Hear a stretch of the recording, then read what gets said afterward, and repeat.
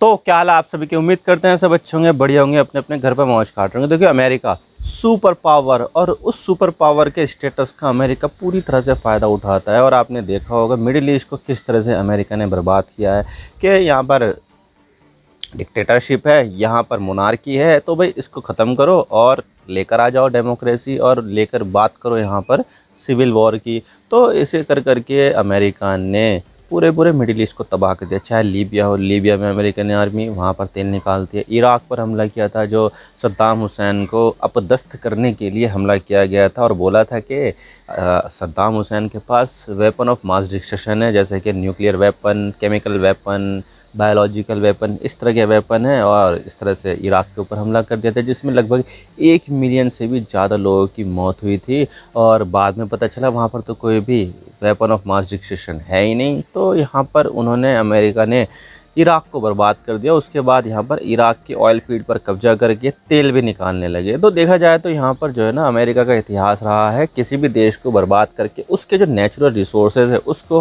हथियाने का।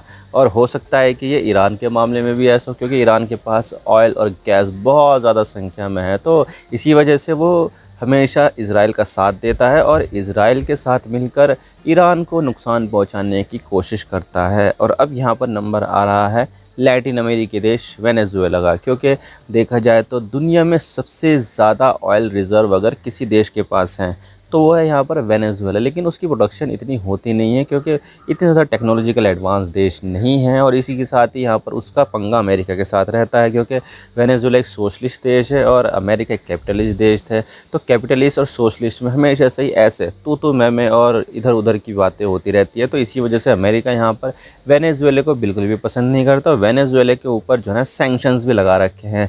लेकिन अब यहाँ पर अमेरिका ने वेनेजुएला के कोस्ट के पास 3 मिलिट्री वेसल्स को यहाँ पर तैनात कर दिया। यानी कि देखा जाए तो अमेरिका ने वेनेजुएला की घेराबंदी कर दी है। और अब यहाँ पर हो सकता है कि आने वाले समय में अमेरिका वेनेजुएला के ऊपर अटैक कर दे, और अटैक करने के बाद हो सकता है कि वेनेजुएला के जो ऑयल पंप है उसको अमेरिका अपने कब्जे में ले ले। हालांकि देखा जाए तो नाम यहाँ पर ये दे रहे हैं कि भाई ड्रग्स कार्टेल है, ड्रग्स यहाँ पर बहुत चलता है, और यहाँ पर अफीम की खेती, गांजा फूजा, ये सब जो है बहुत ज़्यादा चलता है। इससे अमेरिका के लोग यहाँ पर बर्बाद हो रहे हैं और हमें इनके खिलाफ़ एक्शन लेना है। लेकिन यहाँ पर असल में जो बात है वो है यहाँ पर ऑयल की। तो आज इसके बारे में पूरी डिटेल के साथ बात करते हैं कि भाई मामला क्या है, क्यों यहाँ पर अमेरिका वेनेजुएला को टारगेट कर रहा है, और इसमें यहाँ पर इंडिया को कहाँ कहाँ पर क्या क्या नुकसान है, सब बात करते हैं। लेकिन उससे पहले आप चैनल पर नए हो ना, सब्सक्राइब जरूर कर देना। आपकी एक सब्सक्रिप्शन से हमारे कंटेंट बनाने की मोटिवेशन मिलती है। और आप क्या सोचते हैं, क्या यहाँ पर ऑयल ही वो कारण है जिसकी वजह से अमेरिका वेनेजुएला को टारगेट करने वाला है? कमेंट सेक्शन में ज़रूर बताइएगा। तो चलो शुरू कर दो।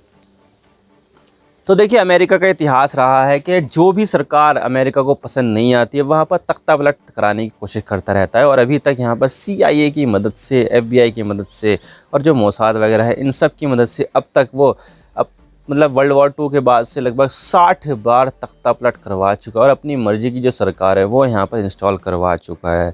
और यूक्रेन में भी ऐसा ही कहा जाता है कि यूक्रेन में भी तख्ता पलट करवा कर अमेरिका ने एंटी रशियन सरकार यहाँ पर बनाई थी, जिसकी वजह से यहाँ पर क्या हुआ कि यूक्रेन ने नेटो में जिद पकड़ ली गई, नेटो में शामिल करो, यूरोपियन यूनियन में शामिल करो। और उसके बाद क्या हुआ, रशिया ने यूक्रेन के ऊपर हमला कर दिया कि भाई तू यहाँ पर नेटो में शामिल होगा। भाई नेटो के जो ट्रूप्स हैं, नेटो के जो सैनिक हैं वो हमारे बॉर्डर पर चाहिए नहीं। तो उसके बाद इसी वजह से यूक्रेन के ऊपर हमला किया गया था। तो देखा जाए तो यहाँ पर अमेरिका अपनी मर्ज़ी से जो है ना अपनी सरकारें बनवाता है, बिगाड़ता है, ये सब यहाँ पर कराता है ताकि यहाँ पर अमेरिका का फ़ायदा हो सके। उसको कोई मतलब नहीं है किसी देश में डेमोक्रेसी है या नहीं है। इसी वजह से तो यहाँ पर सऊदी अरब को सपोर्ट किया जाता है, जहाँ पर एब्सोल्यूट मोनार्की है। तो यहाँ पर उसको फ़ायदा मिल रहा है। भाई दुनिया में तेल के दाम को कंट्रोल रखने के लिए सऊदी अरब जो है ना एक इम्पॉर्टेंट एक देश है। इसी वजह से यहाँ पर उसकी मोनार्की को भी सपोर्ट किया जाता है। वरना तो यहाँ पर जो है ना हर देश में डेमोक्रेसी के नाम पर सद्दाम हुसैन को मरवा दिया, कभी जो है उसको असाद को मरवा दिया, असाद को जो है ना भगवा दिया। यानी कि कई सारे देशों में यहाँ पर जो है ना अमेरिका का इतिहास रहा है कि अपने फ़ायदे के लिए वो तख्ता पलट करवाता है या फिर खुद मिलिट्री एक्शन लेता है। चाहे वो लीबिया में हो, लीबिया में गद्दाफ़ी को मरवा दिया, इराक़ में सद्दाम हुसैन को मरवा दिया, और इसी तरह की बहुत सारी चीज़ें हैं जो अमेरिका के काले इतिहास से जुड़ी हुई है। और अमेरिका यहाँ पर तेल का बहुत बड़ा भूखा देश है, खुद भी यहाँ पर वो प्रोड्यूस करता है, लेकिन यहाँ पर क्या होता है कि उनके यहाँ पर अपने तेल की जो प्रोडक्शन की जो कॉस्ट है वो यहाँ पर ज़्यादा लगती है। लेकिन अगर दूसरे देश में देखा जाए तो वहाँ पर कम लगती है, क्योंकि जैसे मिडिल ईस्ट में तो तेल भर भर कर है, लेकिन यहाँ पर उनके पास टेक्नोलॉजी नहीं है, तो टेक्नोलॉजी देता है और फिर वहाँ से ऑयल वहाँ से निकलवा लेता है। लेकिन कभी कभी ऐसा होता है कि कोई देश यहाँ पर विरोध करता है इस चीज़ का, जैसे कि सद्दाम हुसैन ने पहला जो गल्फ़ वॉर हुआ था इराक़ और ईरान के बीच में, जो 8-9 साल तक चला था, तो उसमें भरपूर सद्दाम हुसैन का साथ दिया था। यानी कि यहाँ पर जो है ना सद्दाम हुसैन का साथ दिया था, ताकि यहाँ पर ईरान के जो अगेंस्ट सेंटीमेंट बना था अमेरिका का, उसको भुनाया जा सके और अपने जो वेपन्स है उसको भी यहाँ पर टेस्ट किया जा सके। तो ये 8-9 साल तक चला और उसमें यहाँ पर बहुत ज़्यादा नुकसान पहुँचा है, लेकिन तब भी सपोर्ट तो यहाँ पर सद्दाम हुसैन का दिया था। सद्दाम हुसैन एक मिलिट्री डिक्टेटर था, तो ऐसा था। लेकिन अब यहाँ पर चीज़ें हैं लैटिन अमेरिका में कभी भी ऐसा देखने को नहीं मिला है कि अमेरिका ने इतने बड़े लेवल पर जो है ना उसकी इन्वेजन की है। कई बार की है, पनामा की है, कई सारे दूसरे देशों की है, वहाँ पर मिलिट्री भेजी है, लेकिन ऐसा नहीं किया जैसे कि मिडिल ईस्ट में किया। लेकिन अब लगता है कि यहाँ पर वेनेजुएला का नंबर आने वाला है और वेनेजुएला में ऐसा इन्वेजन देखने को मिल सकता है जैसा कि हमें इराक़ में या लीबिया में यहाँ पर देखने को मिला था। क्योंकि अब देखा जाए तो वेनेजुएला के आसपास पूरी तरह से घेराबंदी अमेरिका यहाँ पर कर रहा है और लगता है कि आने वाले समय में ज़रूर यहाँ पर अमेरिका वेनेजुएला को अटैक करेगा। और उसके पीछे वजह ये है कि भाई अमेरिका ने इसके पीछे बताया ड्रग्स कार्टेल यहाँ पर वेनेजुएला में बहुत ज़्यादा है, जिससे यहाँ पर क्या होता है कि जो ड्रग्स कार्टेल हैं, ड्रग्स के जो गैंग हैं वो बनाते हैं ड्रग्स, नशीली दवाइयाँ बनाते हैं, अफ़ीम, गांजा, हेरोइन, जो भी यहाँ पर जिनसे नशा होता है वो सब बनाते हैं। फिर उसके बाद इसको सप्लाई किया जाता है अमेरिका में, जिससे अमेरिका के जो यूथ है वो बर्बाद हो रहे हैं और इससे यहाँ पर काफ़ी ज़्यादा नुकसान भी पहुँच रहा है। तो देखा जाए तो यहाँ पर अमेरिका ने इसका नाम तो दिया है कि हम यहाँ पर ड्रग्स के ख़िलाफ़ एक जंग शुरू करना चाहते हैं। ड्रग्स को ख़त्म करने के लिए हम अब यहाँ पर जो अपनी नेवी है उसको भेज रहे हैं। लेकिन क्या हो सकता है बीच में? भाई वेनेजुएला के पास पूरी दुनिया के सबसे ज़्यादा ऑयल रिज़र्व है और यहाँ पर सबसे ज़्यादा अगर जिसके पास ऑयल रिज़र्व होगी तो क्या यहाँ पर अमेरिका उसको छोड़ेगा? बिल्कुल भी नहीं छोड़ेगा भाई। और अब वेनेजुएला के जो ऑयल रिज़र्व है उसको यहाँ पर बहुत ज़्यादा खतरा है अमेरिका से कि भाई अमेरिका की आर्मी यहाँ पर उसको ख़त्म कर देगी और यहाँ पर उसके जो ऑयल वेल है या फिर ऑयल फील्ड है उसको अपने कब्जे में लेकर अपने हिसाब से वो ऑयल ड्रिलिंग करेगी और इससे यहाँ पर वेनेजुएला को नुकसान होगा।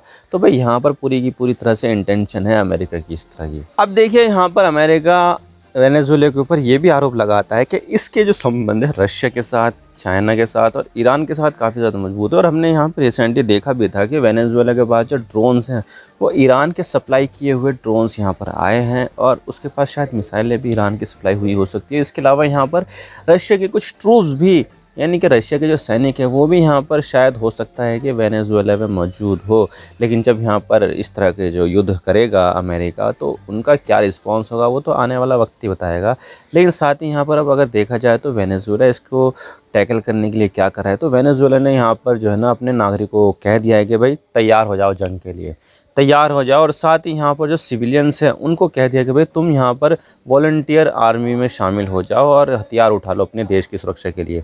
और इतना ही कहा था ना, तो उनके बाद यहाँ पर हज़ारों लाखों लोगों ने आर्मी में वॉलंटरी ज्वाइन होने के लिए अप्लाई कर भी दिया। भीड़ लग रही है भाई यहाँ पर वेनेजुएला में लोगों की कि भाई हमें जो है ना आर्मी में जाना है, हमें यहाँ पर हथियार चाहिए। भीड़ लग गई है यहाँ पर वेनेजुएला की आर्मी में शामिल होने के लिए लोगों की। भाई कभी कोई यहाँ से आ रहा है, कोई यहाँ से आ रहा है और जगह जगह पर जहाँ पर भी आर्मी का रिक्रूटमेंट कैंप लगा हुआ है वहाँ पर भीड़ लग रही है। तो देखा जाए तो यहाँ पर देशभक्ति की भावना यहाँ पर काफ़ी ज़्यादा है, क्योंकि उनके लोगों को यहाँ पर सैंक्शंस ने काफ़ी ज़्यादा परेशान किया है। तो एक तरह की देखा जाए तो वेनेजुएला के लोगों में एंटी अमेरिका सेंटीमेंट बिल्कुल है। यहाँ पर देखा जाए तो ऐसा यहाँ पर है और यहाँ पर ये लगता भी है जिस तरह से जो लोग हैं वो आर्मी के लिए अप्लाई कर रहे हैं।